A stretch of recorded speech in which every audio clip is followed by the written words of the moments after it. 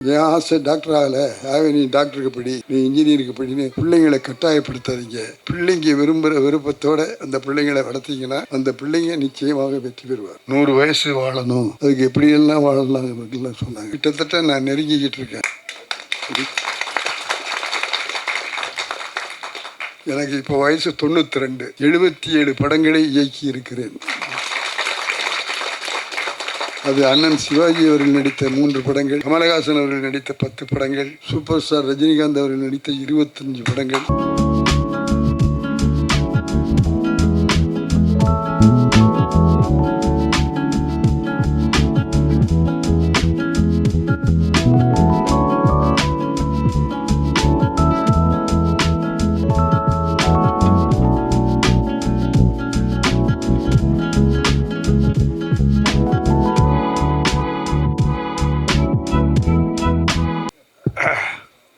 நக்கீரர் தமிழ்ச்சங்கமும் அகத்தியரையும் இணைந்து நடத்துகின்ற ஈகை டாக்டர் கே கருணானந்தன் அவர்களுடைய 61வது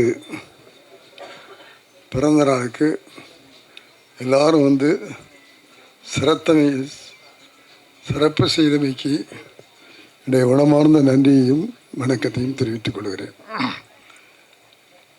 ஈகை டாக்டர் கே கருணாகரனுடைய மனைவி சாந்தி அவர்களுக்கும் ஒரு தடவை நல்லா கைதட்டி அந்த மணமக்களை மனமாற வாழ்த்துகிறேன்.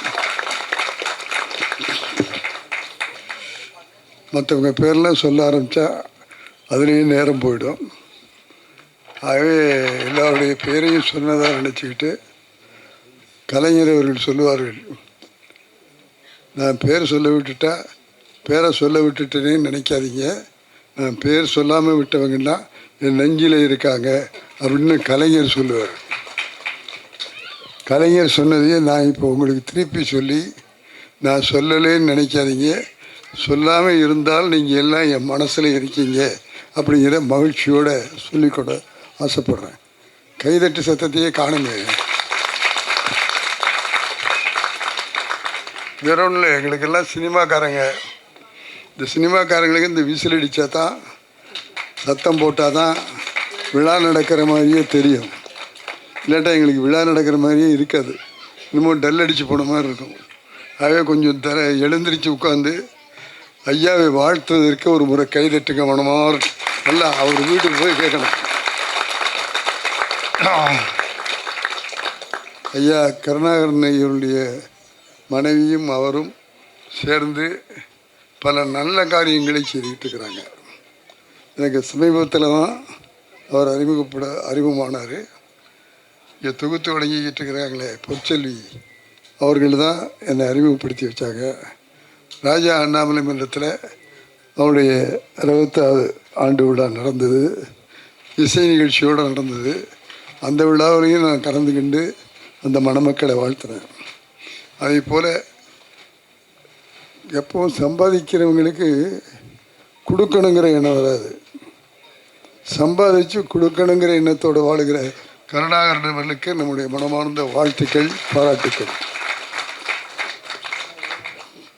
அந்த நிகழ்ச்சியில் இசை நிகழ்ச்சிக்கு வந்தபோது நான் பார்த்துக்கிட்டே இருக்கிறேன். அங்கே பாடுறவங்க, அந்த இசையமைத்த அந்த குழுவினருக்கெல்லாம் பையிலிருந்து எடுத்து கொடுத்துக்கிட்டே இருக்கார். எதையை கொடுத்துக்கிட்டு இருக்காரு? பணத்தை கொடுத்துக்கிட்டு இருக்காரு. இந்த காட்சியை நான் எம்ஜிஆர் அவர்களிடத்தில் பார்த்துருக்கேன். அவர் இப்படி பையில் இப்படி விட்டுறா, இப்படி எடுத்து கொடுப்பார்.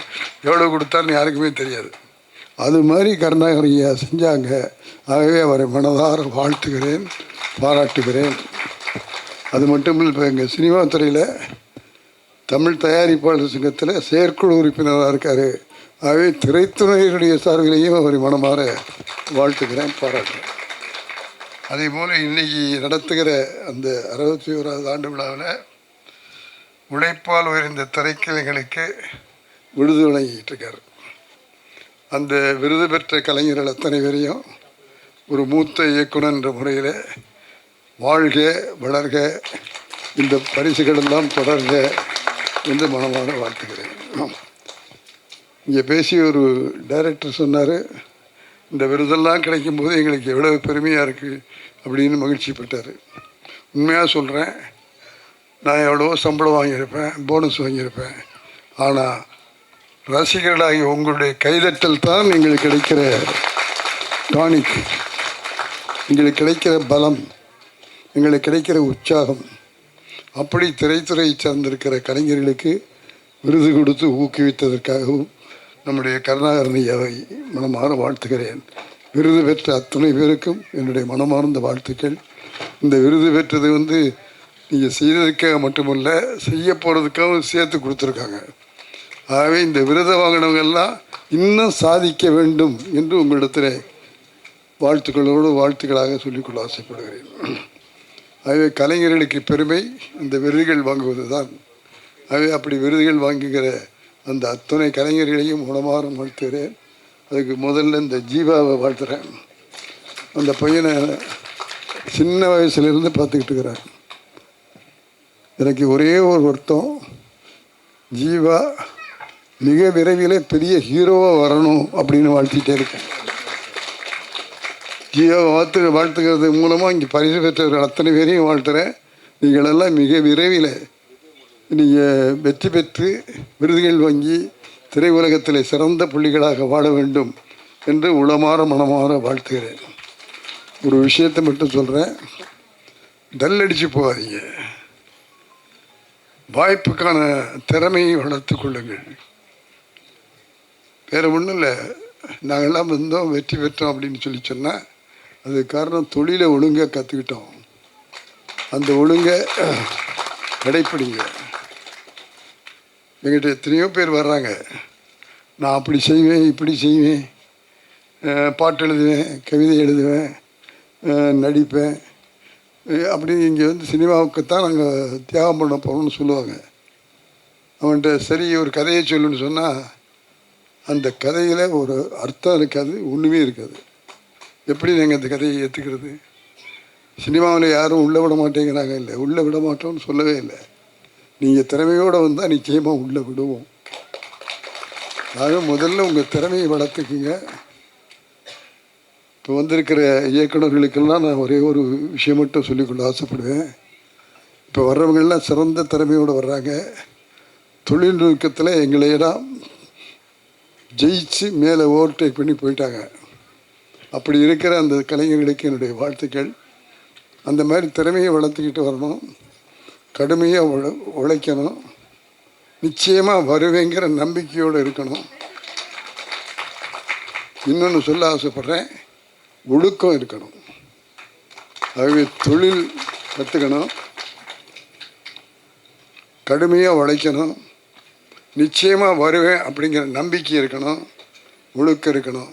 இந்த 4 இருந்தால் நீங்கள் வெற்றியை தேடி போக வேண்டாம், வெற்றி உங்களை தேடி வரும் என்பதை கலைஞர்களுக்கு நான் சொல்லிக்கொள்ள ஆசைப்பட்டேன்.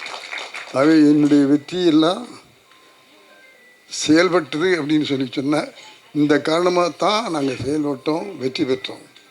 அதனை நீங்கள் பெற வேண்டும் என்று வேண்டிக் கொள்கிறேன், கேட்டுக்கொள்கிறேன்.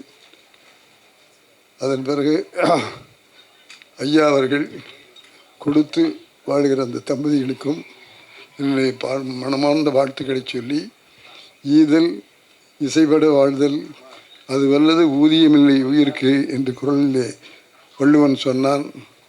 ஆகவே கொடுத்து வாழ்ந்தால்தான் நீங்கள் பரந்த பயனை அடைய முடியும் என்ற குரலுக்கு எடுத்துக்கட்டாக இருக்கிற கருணாகரன் சாந்தி தம்பதிகளை மீண்டும் ஒரு முறை நான் வாழ்த்துகிறேன்.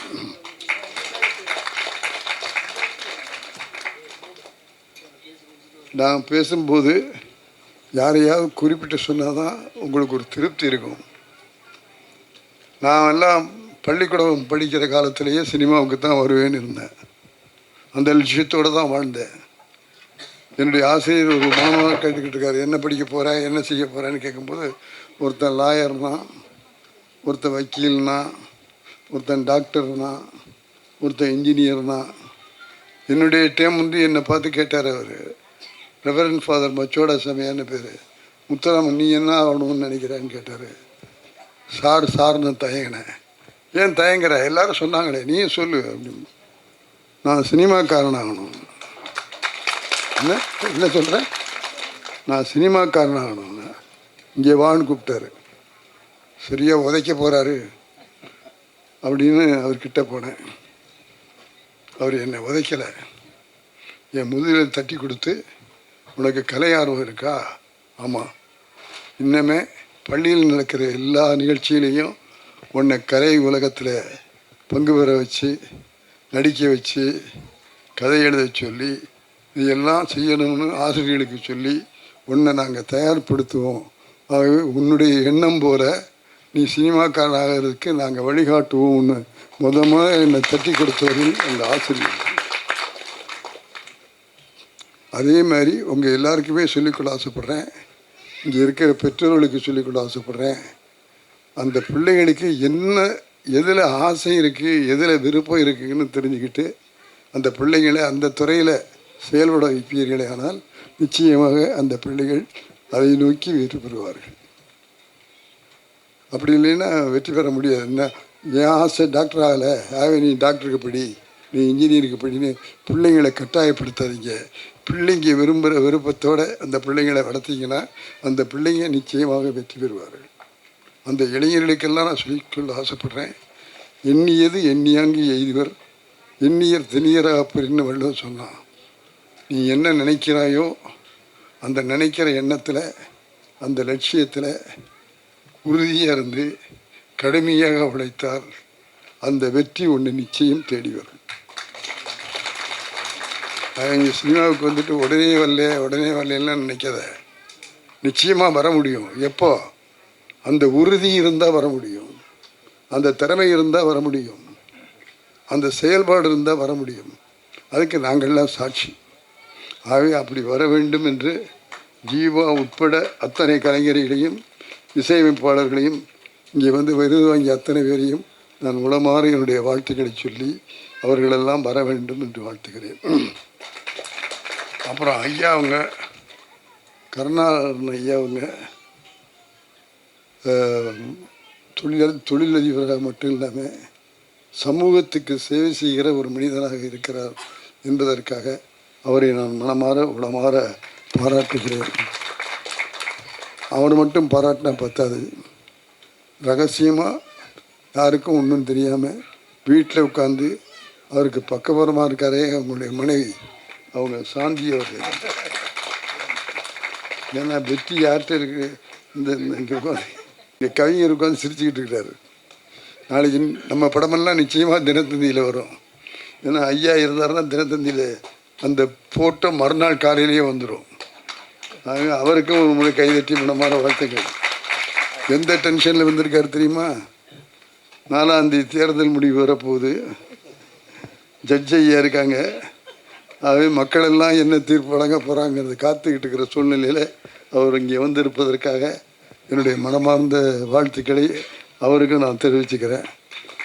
அவர் திராவிட முன்னேற்ற கழகத்துடைய தூண், அந்த தூணுகளில் அவரும் ஒருத்தர். ஆகவே அவருக்கும் நம்முடைய மனமார்ந்த வாழ்த்துக்களை சொல்லிக்கொள்ள ஆசைப்படுகிறேன். இந்த வாய்ப்பை எனக்கு கொடுத்து உங்கள் எல்லோரையும் வாழ்த்துக்கிற வாய்ப்பை கொடுத்தமைக்காக என்னுடைய நன்றியையும் வணக்கத்தையும் தெரிவித்துக் கொள்கிறேன்.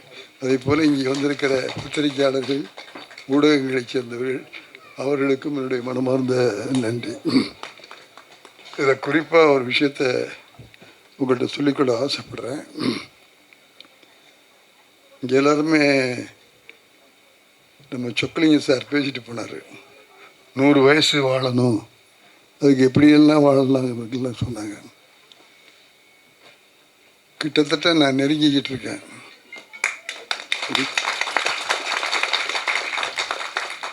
எனக்கு இப்போ வயசு 92. கைதட்ட மாட்டீங்களா? அவர் சொன்ன வயசுக்கு இன்னும் 8 ஆண்டு தான் பாக்கி இருக்கு.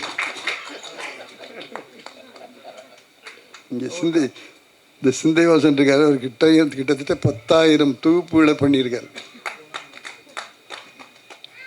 மொத்தம் அந்த மாதிரி உறுதியாக இருந்தால் எதையும் செய்ய முடியும். ஆகவே நான் டைம் எடுத்துக்கலாமா? நான் ஏவிஎம்மில் சேர்ந்து எடிட்டிங்கில் அப்ரெண்டிஸாக சேர்ந்து அப்புறம் அசிஸ்டன்ட் டைரக்டர் ஆகி அதன் பிறகு டைரக்டர் ஆகி இப்போது நான் 77 படங்களை இயக்கி இருக்கிறேன். அது அண்ணன் சிவாஜி அவர்கள் நடித்த 3 படங்கள், கமலஹாசன் அவர்கள் நடித்த 10 படங்கள், சூப்பர் ஸ்டார் ரஜினிகாந்த் அவர்கள் நடித்த 25 படங்கள். ஆக மொத்தத்தில் 77 படங்களை இயக்கியிருக்கிறேன். 77 படங்களை ஒரு இயக்குனர் அப்படின்னா என்ன அர்த்தம்? இயக்குனர் தான் கேப்டன் ஆஃப் த ஷிப்பு. ஆக எல்லா பொறுப்பும் இயக்குனர் தலையில் தான் விடியும். அப்படின்னா எனக்கு எவ்வளோ டென்ஷன் இருந்திருக்கும். நான் வீட்டில் படுத்து தூங்கின நாட்களை விட ஸ்டுடியோவில் படுத்து தூங்கின நாட்களும் எடிட்டிங் ரூமில் படுத்து தூங்கின நாட்களும் தான் அதிகம். ஆகவே ஒரு கதவு திறந்தால் ஒரு கதவு மூடும். ஆகவே நான் நினச்ச சினிமா எனக்கு ஜாதகமாக இருந்தது. ஆகவே என் வாழ்க்கையை சினிமாவுக்காக அர்ப்பணிச்சிட்டேன். ஆனால் என் குடும்பத்தை நான் கவனிக்கலை. மனைவி மக்கள் இவங்களையெல்லாம் நான் பார்த்தேன்னா இல்லை. சினிமா டைரக்டராக புகழ் பெற்றேனே தவிர குடும்பத் தலைவனாக நான் புகழ் வரவில்லை என்பதை வருத்தத்தோடு உங்களிடத்தில் சொல்லிக்கொள்ள ஆசைப்படுகிறேன். என்னுடைய மனைவி கமலா தான் பிள்ளைங்களை எடுத்து படிக்க வச்சு எல்லாம் ஆளாக்கி குடும்பத்தை முழுக்க முழுக்க பார்த்து கொண்டவள் என் மனைவி. ஆகவே கணவனுடைய வெற்றிக்கு மனைவி துணையாக இருப்பாள் என்பது முழுக்க முழுக்க உண்மை. அதற்கு என் மனைவி கமலா சாட்சி. ஏன் இதை இந்த ஃபங்க்ஷனில் ஏன் சொல்கிறேன்னா, வெற்றிகரமான தம்பதிகளாக இருக்கிற கருணாகரனும் சாந்தியும் அந்த சிறந்த தம்பதிகளாக சிறந்த குடும்பமாக வாழ்ந்துக்கிட்டு இருக்கிறாங்க.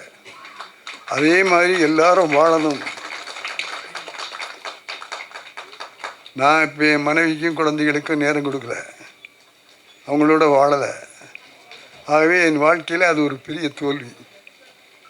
அந்த சூழ்நிலையில் பாண்டியன் படம் எடுத்தேன். என்னுடைய குரூப் யூனிட்டுக்காக ரஜினி சார் ஆக்ட் பண்ணி கொடுத்தாங்க, சரவணன் சார் அதை முடித்து கொடுத்தாங்க. அதில் வந்த லாபத்தை அத்தனை டெக்னீஷியன்ஸும் பிரிச்சுக்கிட்டோம். அதனால் உணவு, உடை, இருப்பிடம் இதெல்லாம் எங்களுக்கு கஷ்டம் இல்லாமல் போயிடுச்சு. ஆகவே அப்படி வாழ்ந்த வாழ்க்கையில் பாண்டியன் படம் எடுத்துக்கிட்டு இருக்கிற நேரத்தில் என் மனைவி உடம்பு சரியில்லை அப்படிங்கிற ஒரு தகவல் எனக்கு வந்தது. ஷூட்டிங்கிலிருந்து வீட்டுக்கு போகிறேன். எனக்கு பலமாக இருந்த என் மனைவி இறந்து விட்டாள்.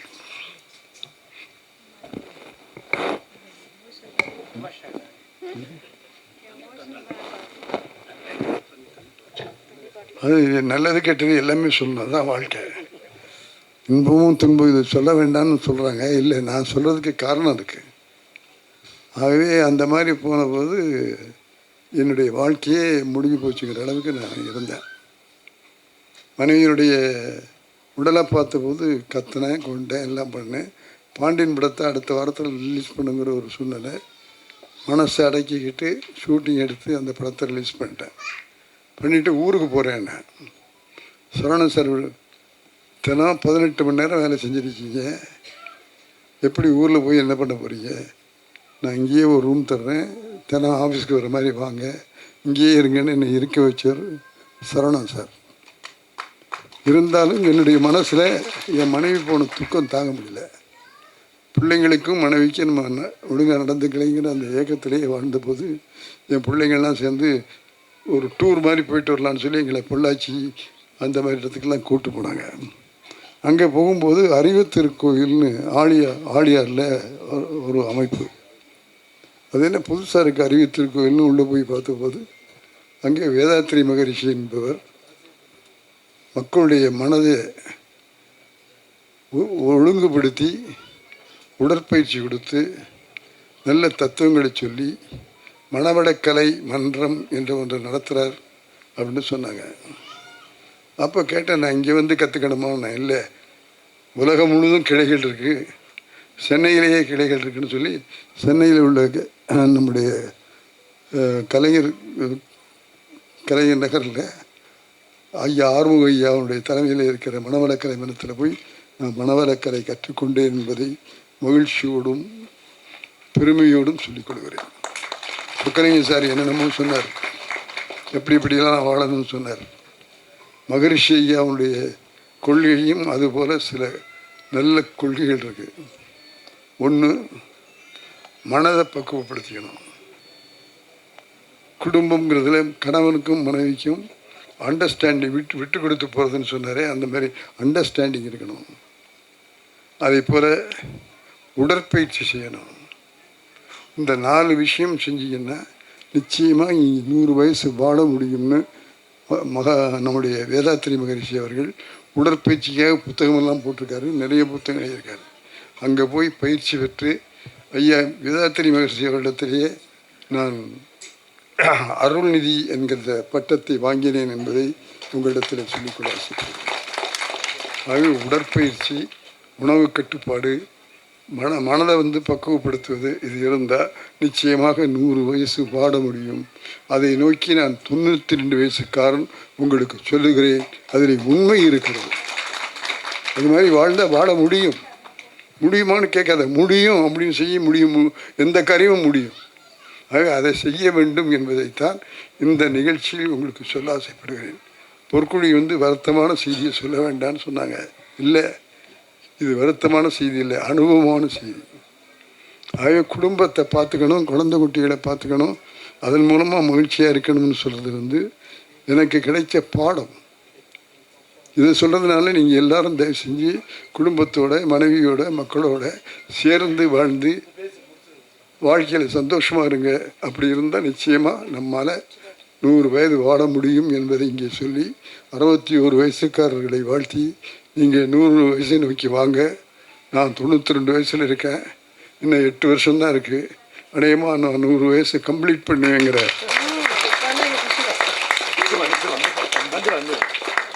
நம்பிக்கை இருக்குது. இன்றைக்கும் தினம் 2 கூட்டம் 3 கூட்டத்துக்கு போய் என்னால் முடிஞ்ச விஷயங்களை மக்கள் மனதில் பதிய வைத்து விழிப்புணர்வு உண்டாக்கிக்கிட்டு இருக்கேங்கிறத மகிழ்ச்சியோடும் பெருமையோடும் இங்கே சொல்லிக்கொள்ள ஆசைப்படுகிறேன். இப்படி நான் சொல்லிக்கொள்வதற்கு காரணமே நீங்கள் எல்லாம் அந்த மாதிரி 100 வயசு வாழணும். அதுக்கு நம்முடைய கருணாகரன் தம்பதிகள் உங்களுக்கெல்லாம் எடுத்துக்காட்டாக வாழ்ந்து காட்டுகிறார்கள். அவருடைய வாழ்க்கையை உளமாற மனமாற வாழ்த்தி நீங்களெல்லாம் எங்களுக்கு உதாரணமான தம்பதிகள் என்பதை சொல்லி அந்த தம்பதிகளையும் வாழ்த்தி, இங்கே இருக்கிற தம்பதிகளையும் வாழ்த்தி, நான் சொன்ன கருத்துக்களை மனசில் பதித்து கொண்டு செயல்படுங்கள் என்ற வேண்டுகோளை முன்னால் வைத்து மக்கள் மத்தியில் என்ன விஷயம் போய் சேரணுமோ அது போய் சேர்ந்தால் நிச்சயமாக நம்ம நாட்டை ஒரு வல்லரசு நாடாக உருவாக்க முடியும். உருவாக்க வேண்டியவர்கள் நாம் தான் என்பதை சொல்லி உங்கள் அத்தனை பேருக்கும், இந்த வாய்ப்பு கொடுத்த அத்தனை பேருக்கும் என்னுடைய நன்றி கலந்த வணக்கங்களை சொல்லி கருணாகரன் தம்பதிகளுக்கும் என்னுடைய சிறப்பான வாழ்த்துக்களையும் அவருடைய பிள்ளைகளுக்கும் அவருடைய குடும்பத்துக்கும் என்னுடைய பாராட்டுகளையும் தெரிவித்து வாழ்க வளர்க என்று மனமாற வாழ்த்தி விடைபெறுகிறேன். வாய்ப்புக்கு நன்றி.